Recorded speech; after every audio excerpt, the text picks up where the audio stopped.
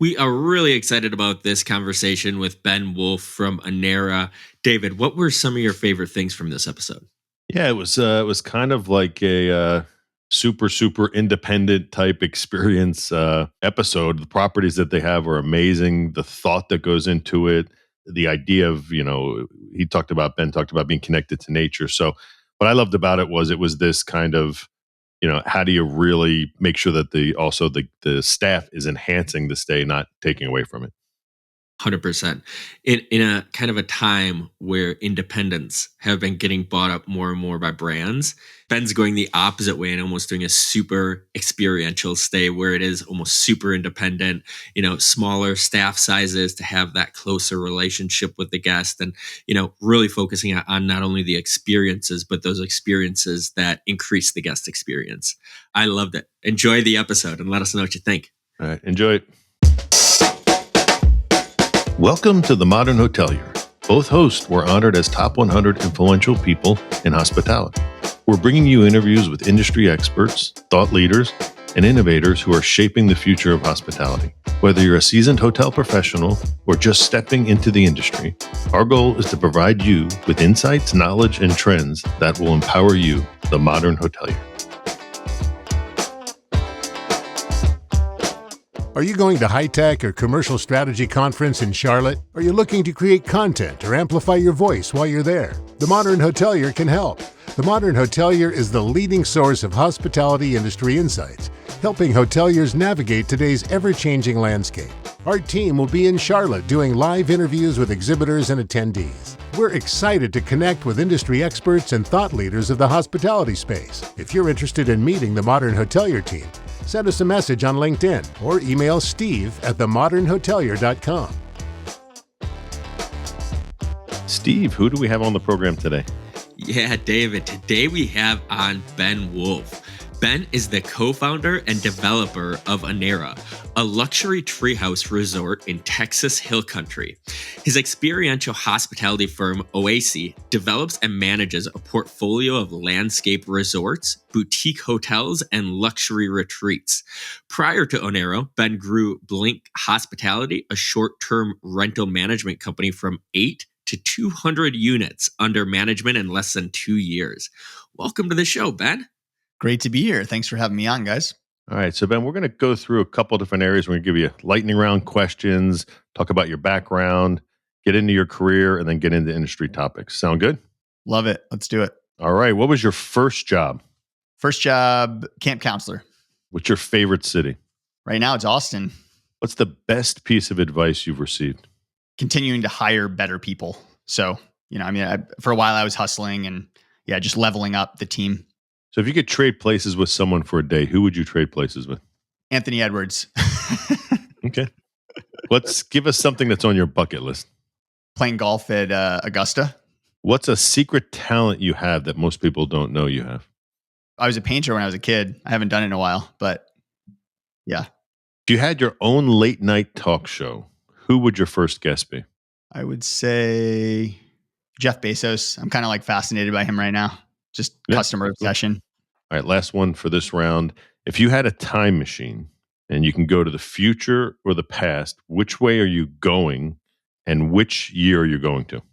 Definitely the future, 10 years out. I feel like far enough so I can kind of see what's coming and really understand how it got there, but not, so far that it's hard to even piece it together. That's great. And you sold yourself short on your first job because you were Camp Counselor of the Year in 2009. So, make sure we put that in there as well. He wasn't only a camp counselor, he was the best of the best. Yeah, that was actually at my second camp counselor job. Okay. My brother's autistic, and I worked at his camp. And growing up with a sibling that had autism, I had a leg up from the other counselors in terms of how to handle and work with the kids. That's awesome. Well, that was good. Now we're going to learn a little bit more about your personal background, kind of what makes you tick a little bit. So you grew up in Woodbridge, Connecticut. Is that right? That's right. Yeah. Just right outside New Haven. Beautiful. So how did growing up in Woodbridge shape you into who you are today? It's a good question. I think that, it's interesting when we moved to Woodbridge, my dad had he was the COO of a lighting distributor, and that company got bought out. So they had an exit, and I saw our lifestyle change dramatically. And this was, I was like 11 or 12 years old, pretty impressionable. And I think that it really turned me on to business and what business can do. So yeah, I mean, it was probably that started my interest in business. And, I became interested in entrepreneurship and trying to, start something on my own as early as my mid to late teens. Right, good segue here. You graduated from NYU Stern School of Business with a management and economics degree. Was that part of the reason why you went down that path, or what was the reason why you went to those majors? Yeah, it's interesting. I when I was looking at colleges, I only looked at schools that had undergraduate business programs. And I didn't know what I didn't know, but looking back, I might have applied to a bunch of Ivy League schools and other schools that had economics that still give you a great leg up in the business world. But I was so laser focused on wanting to learn about business that I kind of narrowed the search to schools that focused on that and schools that had minors and sort of specializations in entrepreneurship. So yeah, I mean, NYU was, awesome in terms of a business school standpoint. It was also awesome to be in New York City and have access to, all these different companies, internships. And really, I was there when Silicon Alley was kind of taking off, and the New York City tech scene was really blowing up. Like when Foursquare was in its heyday, Twitter was in its heyday, Uber was just starting out. So I was interested in technology startups and potentially being a, consumer tech entrepreneur, but I wasn't a developer. And, I actually did an independent study around non-tech founders in tech and found out that typically the people that were non-tech like had a roommate or some unique circumstance that like allowed them to be a successful non-tech founder in tech. So I kind of moved away from that after a couple of failed ventures on the consumer tech side. That is awesome. And while you were at NYU, you co-founded and you're the president of Tech at NYU. And this is still around today and going strong. What is Tech at NYU? And how did you get the idea for this, by the way? Yeah, so it was around what I was saying, right? There was this influx of technology companies to New York, and it was this group of us that were really interested in the space and technology. A lot of actually engineers and developers, some of us more business focused people. Techstars had just come to New York.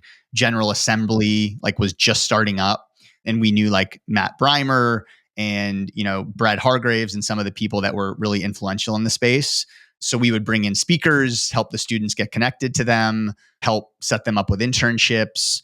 So yeah, it was just a great way to connect the tech community in New York City and the startup community with the students at NYU. That's great. So now we got your background a little bit. Now we're going to go into your career and how you got to where you are today. So after you graduated from NYU, you went to McKinsey as a business analyst. Then you went to Sensei for business development. Was Sensei your first time in hospitality or on the project management side, or how did you get into that? So Sensei definitely got me into vacation rentals and Airbnb, right? Airbnb was really early. We actually launched a boutique hotel on Airbnb as well in San Francisco with that company. And the founder of Sensei, Jesse, is actually my partner today in Oasi. So things kind of, come full circle there. But I would say that was my introduction to hospitality real estate. I had done actually quite a bit of event production and promotion, working with local venues, even as early as college. And so I consider that in the broader bucket of hospitality. So that's where I really feel like I got my initial start. That's great. So following Zenstay, you were a director at Quidd and then co-founder and CEO of Blink Hospitality. What did you learn from those two roles that help you today? So Quidd was a natural language processing software for text analytics. And we were selling actually into consulting firms. So I was selling into groups that similar to what I was working at McKinsey. BCG was actually our biggest client. And I think we had an exclusive. So we couldn't actually sell to McKinsey, which is kind of funny. But I would say on the Quidd side, I think that's the first place that I hired a really good virtual assistant, actually, which I really took with me in my current role. And we've hired a ton of amazing people offshore. So that was one of the best experiences I had there. Also had experience at Quidd rolling out a new product feature, which I think certainly relates to some of the things that I do today, and sales, like some formal kind of sales training and work. So that's on the Quidd side. And with Blink Hospitality, I mean, that was my short-term rental management company. It was growing my portfolio of Airbnbs, continuing to sort of improve my hospitality management skills and chops, building out a team, learning how to best leverage my time with offshore talent, with local staff as well. So yeah, that was my first real experience building out a team and starting to kind of scale a business, right? We went from 8 units to 200 in 18 months, and it was distributed across like 12 different cities. So figuring out how to manage a remote team and stand up new markets and all that. I got to jump in here. You mentioned the virtual assistant. I know a lot of people are using virtual assistants or are either looking for them. What qualities do you look for in a virtual assistant that makes a successful virtual assistant? I would say with a lot of our employees, we're looking for a high urgency and low anxiety, if possible, and high conscientiousness, right? So we have an extremely high sense of urgency at Oasi and at Onera. And I think that's super important for a young, growing startup. I've been told I have a nauseating sense of urgency by my co-founder and some other people. So, that's something that I feel like you kind of either have or you don't. So when we're looking to hire new people, we're always looking for that. And then conscientiousness, right? Like an accountability, a responsibility to put out good work, right? To do good or even great work and not to, just kind of tick the boxes. And certainly at that level, it's also being able to follow directions, follow SOPs. For us, there's a lot of customer interfacing. So, how good is their English, right? How sort of amenable and from a personality standpoint, how do we think they're going to mesh with our guests and enhance that experience? So those are just some of the things we look for.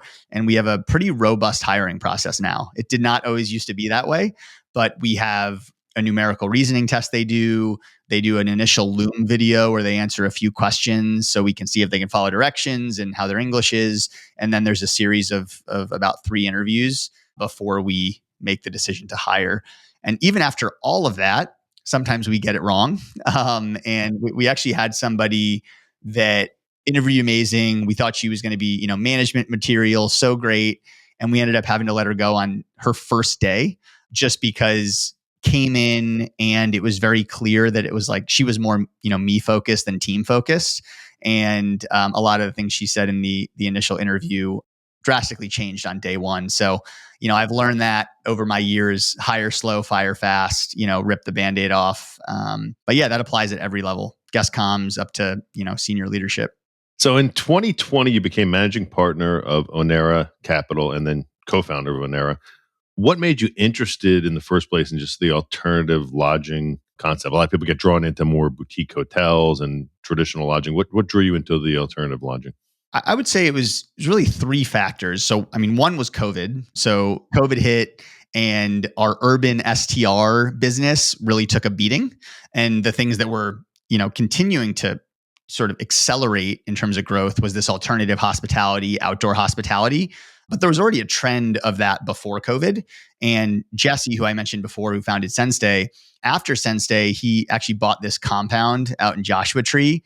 Beautiful piece of property, Joshua trees, boulders, really an amazing place to meditate, get in touch with nature. And he had all these unique stays on the property. So Airstream, converted bus, garage. And this was like 2016, 2017, 2018. So very early. And he was doing incredible numbers, at that time. And so, I was kind of turned on to that, and that kind of opened my eyes. And then the final piece was me and my wife did a road trip around the southwestern US, and we hit like a dozen national parks inside of 6 weeks and fell in love with the great outdoors. I lived in New York City for a dozen years, but did not fall in love with the issues we encountered with the RV, right? Like compartments breaking, having to call mobile mechanics, all of this friction with the experience. And so the idea with Onera was we wanted to do something higher end, more luxury, all the comforts of home and then some, inspiring structures.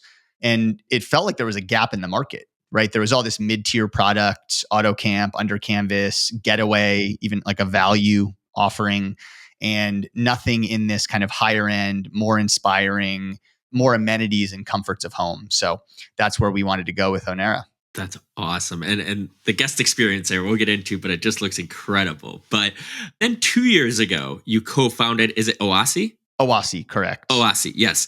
And there you develop and manage portfolios that cater to the modern travelers, those that are kind of looking for these one out of one experiences. Can you tell us more about this? Of course, yeah. So at Oasi, we're relentlessly focused on the customer, and the customer archetype is what you mentioned, the modern traveler. And the modern traveler wants memorable experiences, right? And that this whole trend of experiential travel, they want shareable moments, things that inspire them and that they want to share with their network and their audience. And they want to feel a connection to the property, to the founder, to the origin story. And that kind of leads into something that we're really focused on and I'm really focused on, which is building in public and sharing our story with the world and kind of building a fan base and enrolling people in the movement, both our guests and our supporters. And I think it's a very new way of doing business. And it's, in general, there's this idea of we want to collaborate with our guests and make them like a part of what we're doing, as opposed to purely transacting with them. And I feel like for a long time, hospitality has been very transactional in some ways, right? It's convenience, it's heads in beds, it's loyalty rewards points. If you're a higher status, I'm going to treat you better. I mean, there's nothing in my mind more transactional than that. So is there a way that we can treat all guests with that exceptional kind of customer experience and make them feel special, right? And make them feel a part of what we're doing, which I think is pretty fresh and unique and different from the vast majority of hotels and hospitality product out there, including Airbnbs and short-term rentals, which are new and in a lot of cases have become more institutionalized. There's more kind of corporations doing that now, and they become more sterile, more commoditized. So you stand out if you're unique, differentiated, and focus on the experience. Absolutely. That was great. So now we're going to get more into the industry thoughts. And we're talking about the guest experience already. And, you have a unique property. It's obviously a unique experience. How can hotels be focused more on the guest? And, how can you stay ahead of the guest expectations are constantly changing, right? Now we're on experiences. How are you staying ahead of that curve? Yeah. So I think there's something important there around. We do a lot on social media, right? So we produce a lot of high quality content. It's very engaging. And there's always this challenge of if your content's amazing, your product also needs to be amazing. So it's almost sometimes hard to meet those expectations. But I will say that building in public, being founder led, customers feel much more connected to you and to the brand. And so they want to be supportive, I would say, in a lot of ways. And you can kind of see this when you look at the review scores of like Onera versus a big brand hotel.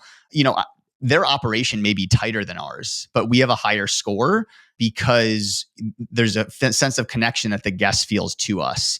And I think that's something that's like, you can do at any level, right? Regardless of how small you are, you can be founder led, you can sort of open up under the hood a little bit so guests can feel connected to what you're doing. And typically they reward you in reviews and they feel better about the stay. It's not like they're just giving you better reviews because they like you. They feel better about the stay because there's a connection to it. There's an authenticity. And yeah, we're seeing that across all businesses, right? Even if you look at massive corporations and massive brands, the biggest out there like Apple, Airbnb, some of these massive brands, their CEOs have, 10x. I mean, look at Tesla and Elon Musk, right? Like orders of magnitude more of a following and more influence than the brand. And what we say internally is that people love people, they like brands, and they typically detest businesses. So the more we can be closer to people focused and then, following that brand focused, the better. Yeah, so last week you posted about the modern word of mouth marketing. I'm a guy who grew up in independent hotels mostly and then selling into independent hotels. How do you feel, really not just hotel, but let's say alternative accommodation? How's marketing just changed in general for hospitality and for properties trying to get guests to go to them? Oh, I think a big one is the building in public and kind of founder led that I was just talking about. Another one is something I said early on around the modern traveler. Make your product shareable. If it's shareable, then your guests do the marketing for you. And the word of mouth today is posting a story, posting a reel on Instagram. And it doesn't have to be from an influencer that has tens or hundreds of thousands of followers. It can be, sometimes those guests that create their own user generated content and they post on social, they have the most engaged audience with the most authority because it's all their friends, right? So even if it's a very small audience, they're doing this marketing for you, and I think that's really special. So if you can create something that they feel inspired and compelled to share, then you have the potential to go viral, and a lot of your marketing gets done for you. And I'm curious about, the traditional staffing model that, used to be a front desk, used to check in and things like that. When, back in the day when I was selling technology, people didn't want mobile check-in because they thought people wanted to stand and wait in line for the front desk. Has that changed? Is there a new model? I mean, now everybody can check in on their phone and things like that, but how are you incorporating kind of that updated or newer hotel staff model into your properties? Yeah, so we are definitely leaning into, again, this idea of collaboration and less of a transactional experience. And there's also a sense of like more intimacy and seclusion with your stay so that you can reconnect to your loved one, feel like you're in your own little private bubble. And sometimes staff can be counter to that goal of creating that intimate experience.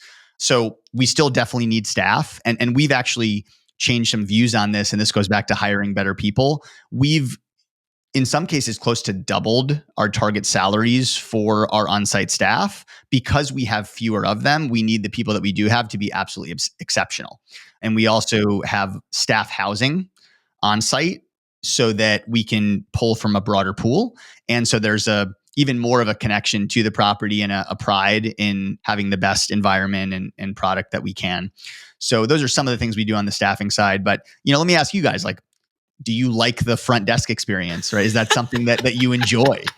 Hey, wait, that's later. That's later in the program to get to ask us a question. Okay, all right. No, but Right. I'll say, just real quick, because, it was one of my, most viewed LinkedIn posts, but, Citizen M does a great job where you don't feel like you're missing anything. Like especially if you're somewhat of a seasoned traveler, like I can see it's like your one trip and it's your first time, say in London, and you're kind of confused. But for me, it was like, man, I took the red eye from Phoenix to Heathrow, boom, checked myself in, made myself a key, and I got right down to the bar to get a drink and something to eat. And the conversation with the bartender was great, and the staff.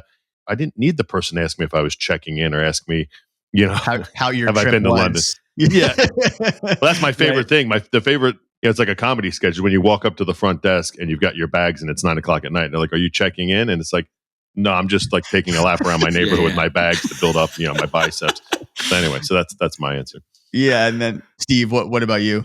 One of my favorite products I sold was mobile check-in, right? And I just remember like going to Las Vegas to these conferences, and you get there, you're excited to go to Vegas, stay in this beautiful hotel, and the first thing you have to do is stand in a line for about 30 to 45 minutes just because, then you're going through the ropes and everything. But I hate standing in lines. I am just like David. Let me check in. We both love Citizen M, but like, let me check in and get moving. Right. So I think we have the same opinion on that one. Yeah, 100%. And I think what David was talking about too, like that the person, and I think I'll even go a step further, even when they're like trying to be nice, like, how was your trip? It's like 9:00 at night. I just want my key. I don't want to talk. Like, can we just, move it along?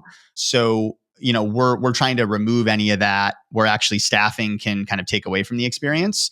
And it has the side benefit of we don't need as much staff, and, we can hire fewer, better A players, right? That do kind of run behind the scenes and make sure things run efficiently and smoothly. And, there's quality control of the units in between turnovers, and, guests can feel cared for and thought after, but we're not in their face. We're not, housekeeping daily, like that kind of stuff, right? It's just try to remove the inconvenience and make it more intimate, secluded, and really, collaborative. And your connection is with, it's with me, it's with my team, and it's with the property. And the staff interactions you do have, we hope are warm and friendly and not like overly deferential. I feel like that's also an old world hospitality thing. We want people to feel welcomed and warm when they interact with staff, and not like the staff can't look them in the eye. So that's how we look at it. And we think, that's what the modern traveler wants. And kind of to that point is I've traveled to these properties that do have smaller staff. You get to know the staff when you're traveling, and it's a more personal experience than when you see Bill, who's been helping you out through your whole stay. Like, you get just to get to know these people and the culture and differences from where you come from. So I love that, into all increasing the guest experience. So what advice would you give, say somebody's in the traditional hospitality world, hotel world, someone who's deciding they want to go into the alternative lodging, and what advice would you give to somebody, some pitfalls or things to look out for if they were kind of going to go that route? I mean, the big thing is, which is so hard to do if that's the world you come from, but just because it's been done one way for a long time doesn't mean that's the right way to do it. I think and that's one of the things that we're bringing, like a very fresh perspective to developing hotels, to marketing them, to operating them. So it's being willing to listen to outsiders and people new to a space that may have a different way of looking at things, but there can be a lot of value in that. So some things that I think, old world hospitality can think about, really think about, working with a social media and marketing group that understands highly engaging content, and how to work with influencer marketing, how to use highly engaging content and then transform that into ads that perform extremely well, right? And I think we've tried to hire agencies to do this and have had a lot of challenges. So it's actually, Oasi has services that we offer to third parties as well. We're not only managing our own properties, though our own properties do make up a big piece of our portfolio, and that's also good because we're owners. So we understand what matters, and like ultimately you're trying to drive bookings. It's not just about whatever social media KPIs. It's not just about that. It's also about bookings. So that's what we think about. That's what we've been able to do at Onera, for example. We are on a month-over-month basis, we're now over 80% direct bookings. Like last month, we were 88%, and we're charging the same. We're not discounting. We're charging the same as on the OTAs, and just basically scooping that 14%, after 3% payment processing fee, because typically like Airbnb is 17% when you add up the two guest and host side. So I think that a lot of times old world hospitality is a little locked into the vast majority of your bookings are going to come from OTAs, or maybe like through the flag. That would be another thing I would push. Like, is it maybe a better idea to go independent? You don't have to live in the world of the brand standards and, the things that maybe the brand or flag thinks are important, but you can lean into, more experiential, more unique amenities, things like that, and spend your money there. And you're not as constrained sometimes as you are with a flag. And I think that more and more travelers appreciate lifestyle brands, appreciate independent brands. Can you put a person out front and center, as part of your brand? Like I was talking about with founder led, if guests can connect a person to the story of the property, that can be very powerful and allow you to grow your social media following much bigger, higher engagement. So yeah, those are just some initial ideas, but a lot of it is on the branding and marketing side.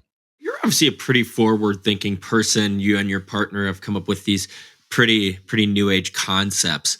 What do you see for the future of hotel innovation and in the future of travel? I have one hot take that I've talked about, in a few other areas, and that's that I really believe Instagram is going to be the biggest booking platform by 2030. I mean, we're already seeing how much more impactful it is from our standpoint, right? It's the shareability. It makes it so easy for people to do your marketing for you and sort of spread the word. It's more engaging of an experience. You get to see a property from all these different angles and video content instead of just static photos. And it's a more enjoyable experience for a traveler too, right? You're kind of high in a sense, right? When you're a traveler looking on Instagram, looking at these amazing experiences, as opposed to, if you go to Airbnb or booking.com, I mean, there's just all these static listings. It's a much different experience. And I think it's actually better for both the guest and for the hotel, because the hotel, you have what we call an aspirational buyer. They're not price sensitive, right? They're connected emotionally. They're not price shopping, right? So that's better for the hotel. And it's also just a better, more enjoyable experience for the guest. So I think that's one area, hopefully less reliant on OTAs, the ability for hotels to go direct if they do branding and social media and digital marketing well. So that's one area. I think that we're going to continue to hopefully see more build in public and founder led and sort of people led brands. And I think those are going to be the ones that succeed. So the more that hoteliers can lean into that, I think the better off they'll be. And the more, they'll be able to outperform the market. Those are some initial ideas on future. I love that. So you already asked us a question, but that's all right. Now we're going to actually turn the tables and let you ask us one question for David and I here. Yeah. So I asked you about front desks. I'm curious from other guests that you guys have on, who are like the top, 2 or 3 innovators that you've talked to in the space? And if you don't want to give specific names, maybe just the top 2 or 3 ideas that you've heard in the past 3 to 6 months of how travel is changing. Yeah, I can take this one first. I mean, one of the guests that really sticks out for me as far as innovation and kind of the future of travel was Stuart Greif that we had on from Forbes. He, just from his conversation with us and kind of where he was able to talk about Forbes, I think it was their future council that they have, where they're talking about how hospitality is going to impact not only the America, but the world, and how he was talking about how, mixed realities are also going to be more incorporated into the industry. And I think that's a really interesting topic, is AR, VR, MR, just how, I don't think we know exactly yet the best ways we're going to implement those, but I think we'll figure it out. And I think that will really change the guest experience, not only on the booking side, but, also maybe in-house as well. Yeah, we had Amari from Creed Royale, and so you might think that's maybe because it's just recent, but you might think that's an odd choice. But what I liked about what they were doing is even though they were more Orlando, big box groups, they really were focused on the experience and the guest experience. So for me, what I've loved is when you talk to somebody like that, even though it's like this big box, they're talking about the guest, not in a way of just like it's in and out, get them in and out. They really are caring about what's that guest experiencing on property. One of the reasons why I wanted to have you on was because, the uniqueness of what you're doing. And then we have organizations that we're close to, like the Independent Lodging Congress, ILC, that they try to pull all these things together in an event where it's designers and architects and technology and hoteliers and lifestyle. And so I think that's why, Steve and I, when we have our hospitality hot topics, we've kind of consistently saying another one bites the dust as these independent hotels get gobbled up by the brands. I think it saddens us because we're used to selling into, or myself running independent hotels, but there's still that appetite that's there and people want it, whether it's out in the woods connecting with nature or being in the middle of Manhattan. They want that experience. And I think that's where the independent side of it, to your point, that's where the independent model can excel. I totally agree. And I think that I think it's even more so, like it's continuing to be more and more so that people want that independent brand, the authentic, more genuine experience. And one thing that I think is exciting, I think for a long time, there wasn't a ton of innovation in the hotel world, largely because it was so hard to break into, so capital intensive. And I think today you have this whole wave and rush of the rentalpreneur, right? The person that got started in Airbnb, had a great cash flow business. They want to do a boutique hotel. That's kind of their next step. And you're getting people that think about the space in a much, different way, fresh perspective. And I think that's amazing for hospitality. I think we're just going to continue to see some amazing new innovative concepts come out, where for many decades, the best innovations we saw were like loyalty rewards points and things like that. I think we're going to see a lot cooler stuff coming down the pipe. Awesome. Well, now our producer, John, he's been listening to this whole episode, so he's going to come in and ask one final question before we head out here. As I was, listening to the episode, taking my notes, I also went to your Instagram page. to check it out, and it is great. It definitely shareable, very beautiful, and it got me. I got two questions for you because you have a lot of beautiful properties, really cool looking places to stay. My first one is, what is your favorite stay that you guys have? And then two, each one was fairly unique and there's a lot of beauty in there. There's a lot of consideration for design. It's very artistic. I'm curious, how do you go about deciding on how to design like a piece like that where people stay, and like how that process works out? Yeah. So to answer your first question, the next one is kind of always where my head is at. We're always trying to kind of, outdo and further inspire and wow people as we build more properties. So the one I'm most excited about today is Oasi Hill Country, which all we have right now is a piece of dirt, and I have some renderings, and that's the one I'm most excited about. But right behind that is Onera Wimberley, the property that I'm really seeing come to life that's opening in September. Onera Fredericksburg will always have a soft place in my heart as the first, unique stay boutique hotel, landscape hotel development that we did.